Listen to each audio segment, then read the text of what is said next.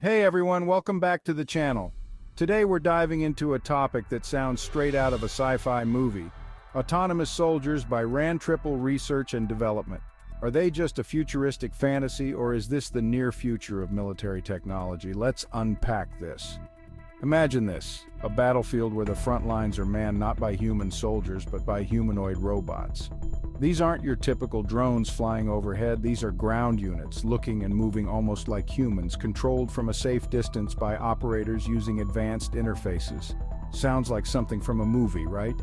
Rand Triple's autonomous soldiers, or what some might call autonomous warriors, are rapidly moving from fantasy to feasible. These robots could potentially carry out high-risk military operations without putting human lives directly in danger.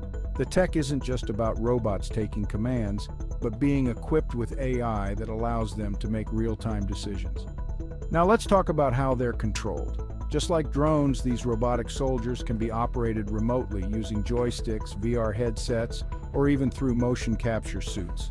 Operators can control movements, engage targets, and navigate complex terrains, all while sitting in a control room that might be continents away. But here's the big question. Are we ready for this? The ethical and psychological implications of deploying such technology are massive. Who is responsible if a remotely controlled soldier malfunctions or makes a wrong decision? And how does this change the nature of warfare?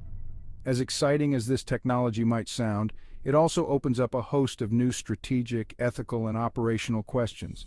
The leap from drones in the sky to robots on the ground isn't just a small step, it's a giant leap for military tactics and technologies. So, what do you think? Are Rand Triple's autonomous soldiers the future of military operations, or are they a line we're not quite ready to cross? Drop your thoughts in the comments below, and if you enjoyed this video, don't forget to like and subscribe for more tech insights and discussions. Thanks for watching, and I'll see you in the next one.